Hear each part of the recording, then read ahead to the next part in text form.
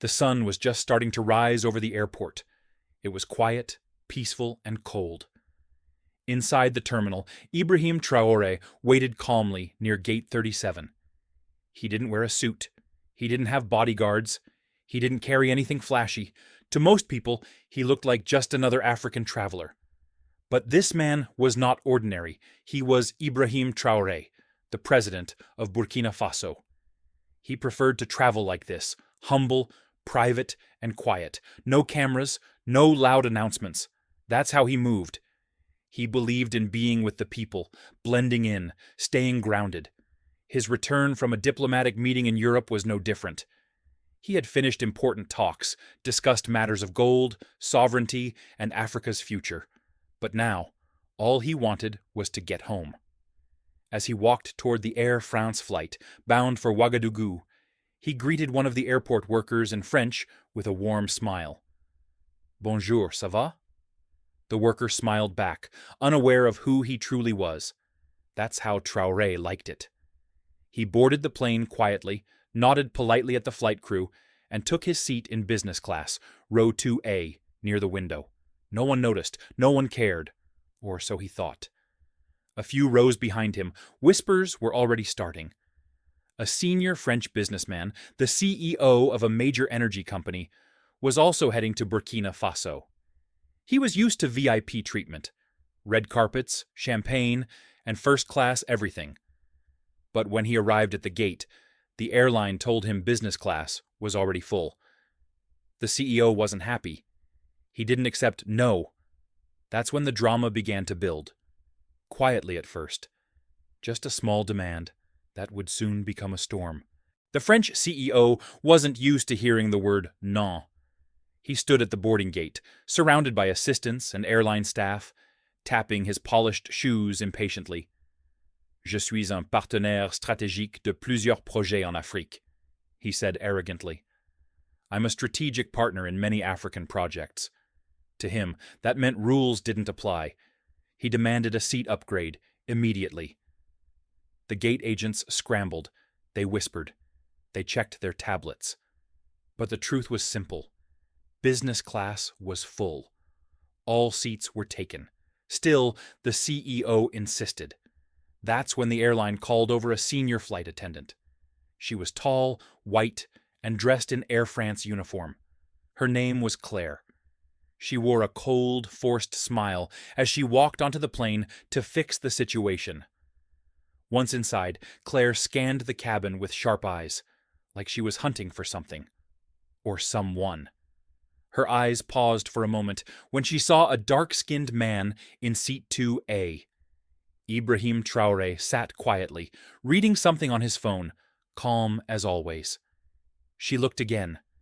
No expensive watch, no assistant, no sign of power, just a black man in a hoodie. She leaned toward another attendant and whispered, "C'est probablement une erreur." Probably a mistake. She walked over to him, forced a smile, and said politely, but firmly, "Monsieur, may I see your boarding pass?"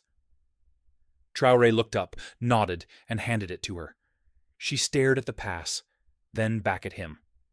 The seat number was correct, but something inside her didn't sit right. In her eyes, he didn't look like someone who belonged there. Moments later, she returned with a fake smile, this time more direct. "Sir, I'm sorry, but we may need to move you to accommodate another passenger. Would you mind relocating to economy? We will compensate you." There it was, the insult, quiet but sharp. Ibrahim Traore raised an eyebrow. "And why me?" he asked calmly. "No reason, sir," she said, trying to keep her cool. "Just a small adjustment for our guest." "A guest more important than me?" he asked, voice still calm. Claire didn't answer. She only smiled. Other passengers glanced over, sensing something wrong, but no one said a word. And Ibrahim, he just sat back quietly and said, "No. I will remain in my seat."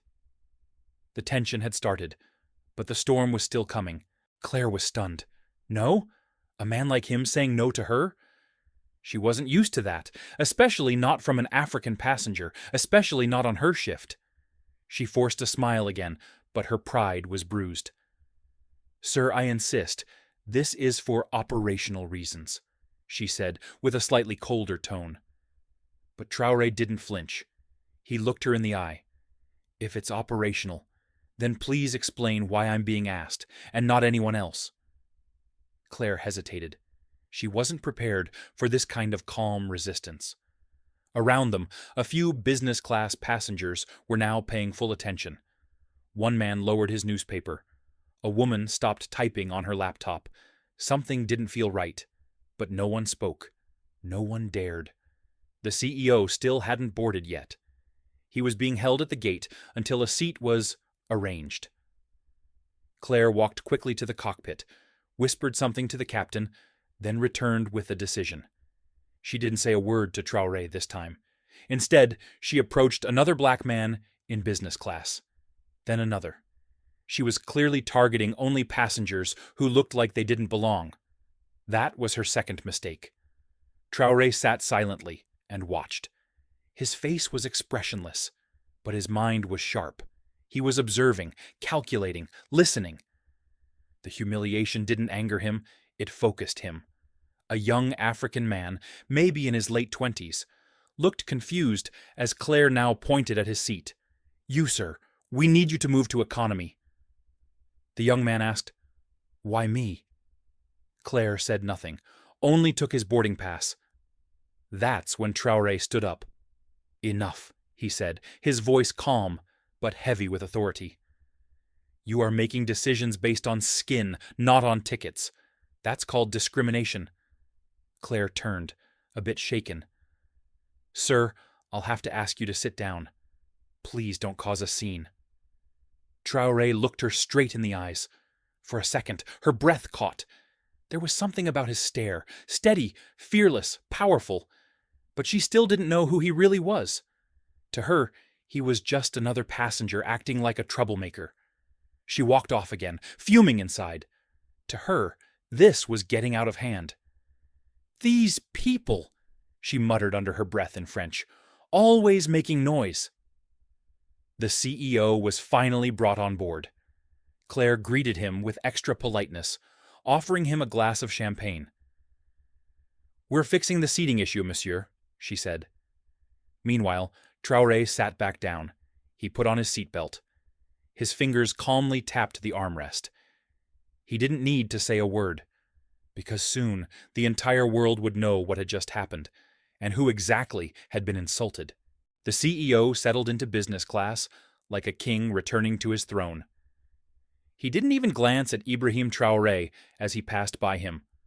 Claire, the flight attendant, made sure he was comfortable, adjusting his seat, handing him warm towels, and offering him another glass of champagne.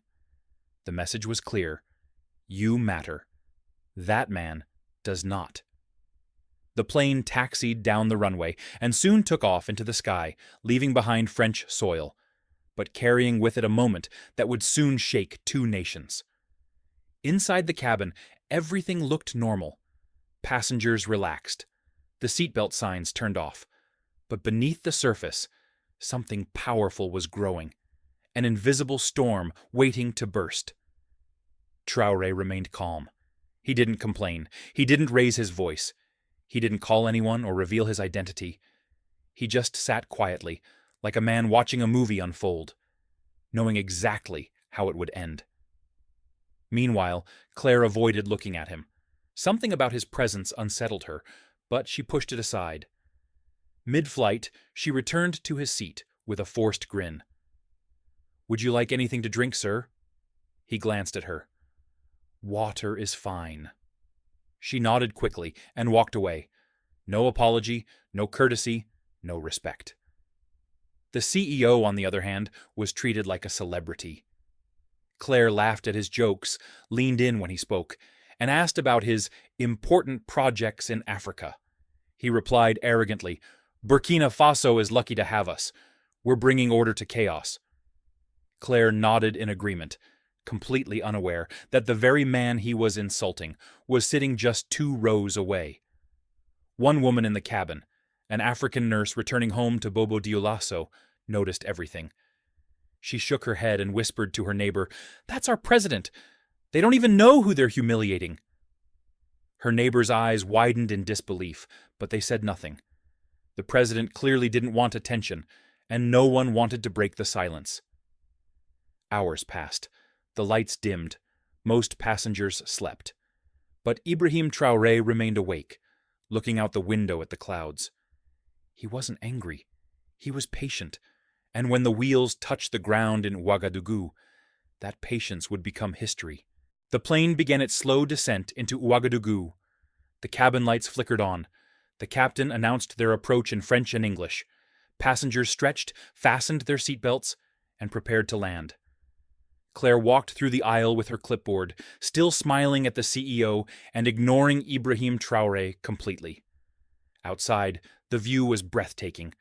Golden sun over red soil, the city below waking up as the aircraft glided down. But what no one inside the plane could see just yet was the growing convoy waiting at the airport. Rows of black SUVs, military vehicles, and a presidential escort forming on the tarmac. Inside the cabin, whispers started spreading, only softly at first. "I see soldiers. Are we landing into a war zone?" one foreign passenger asked nervously. No, that's military protocol," another replied. "Maybe someone important is arriving." The French CEO smirked. "Must be for me," he chuckled to Claire. She laughed along with him, already preparing to walk him out ahead of the other passengers. She had even planned to personally escort him to the terminal, but the plane had barely stopped rolling when the entire atmosphere changed. Out the window, the passengers saw presidential guards in uniform, lined up sharply, weapons at their sides, standing in full attention. Behind them stood Burkina Faso's top ministers. The Minister of Defense, the Foreign Minister, even the head of security, all waiting in the heat, unmoving, like statues of power. Claire peeked out the window and gasped. "What is this?" she whispered. The CEO stood up proudly, smoothing his suit. "Clearly this is for me. I told you, I'm involved in big projects here." But before anyone could even step off the plane, a tall officer in a black beret boarded the aircraft. His boots echoed on the floor as he walked slowly down the aisle, scanning every face. He stopped at seat 2A. He raised his hand to his forehead in a perfect military salute. "Monsieur le Président, welcome home." The entire cabin fell silent. You could hear hearts stop.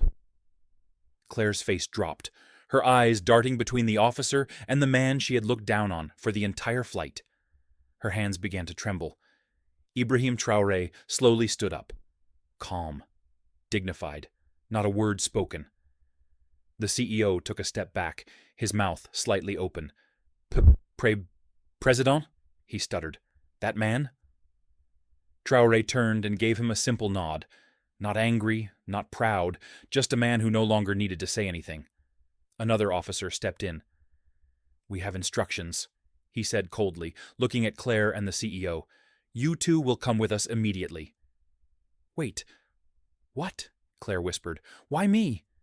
"You are being detained for questioning," the officer replied sharply. "You have publicly disrespected the head of state on national soil. That is a serious offense." Claire tried to laugh nervously, looking around. No, this has to be a mistake. I was doing my job." But no one listened. Traore stepped off the plane and was immediately met by his people, his guards, his ministers, and a cheering crowd beyond the airport fence. Cameras clicked. The nation's leader had returned. But this time, everyone knew the truth. He had walked among them as a regular man, and those who had judged him by appearance would now face consequences. Back on the aircraft, Claire and the CEO were both being led away in handcuffs. Passengers watched in disbelief as they disappeared down the steps, heads lowered, their arrogance crushed. And that was only the beginning. The tarmac was blazing under the Burkina Faso sun, but all eyes were on the two people being escorted away in handcuffs. Claire, the Air France flight attendant, and the high-powered French CEO. Gone were their smug smiles. Gone was the arrogance. In its place, panic, confusion, and disbelief. They were led into two separate black vehicles, surrounded by elite presidential guards. No one said a word to them, not even the officers. The silence was louder than any shouting. It was the silence of power being reclaimed, of dignity being defended. Inside the terminal, President Ibrahim Traore stood before a small press gathering. He spoke calmly, without anger, but his words were sharp and unforgettable. In Burkina Faso, we don't look at a man's skin to measure his worth. We don't bow to money or old colonial habits. Here, we respect dignity, humanity, and our people. That is the new Africa. The story spread like wildfire. Videos were leaked online. Footage of the arrest, images of the military saluting Traore, news clips showing the CEO being dragged away, looking like a child caught stealing. Social media exploded. Has to respect Africa, and Hausbrook, I stand with Burkina, trended globally. African youth across the continent celebrated, cheering a moment they'd never forget. At the Ministry of Justice, Claire and the CEO were formally charged with public insult and discrimination toward the head of state disrespect on Burkinabe soil, abuse of power, and attempted intimidation. The French embassy tried to intervene. Phone calls were made. Diplomatic requests poured in. But Traore gave a clear response. This is not a colony. This is a sovereign nation. They will face justice, just like anyone else. Meanwhile, Air France scrambled to control the damage. The airline issued a public statement within 24 hours. A clumsy apology filled with corporate language and empty regret. But it wasn't enough. Burkinabe citizens began calling for a boycott. Other African countries joined in. Claire, now locked in a detention center outside Ouagadougou, broke down in tears during questioning. "I didn't know who he was," she sobbed. "I was just following procedures." The investigator looked at her coldly. "You didn't need to know who he was. You just needed to treat him like a human being." The CEO, now facing potential legal action in both Burkina Faso and France, tried to use his influence to escape. But the court made a powerful ruling. No immunity, no special treatment. Let justice be equal. Traore never gloated. He never once mocked them. He simply returned to the presidential palace and continued his work, building roads, empowering young people, strengthening the military, defending the land. But that moment on the plane became legend. A quiet man in a hoodie, a flight attendant with prejudice, a CEO blinded by pride, and a landing that changed everything.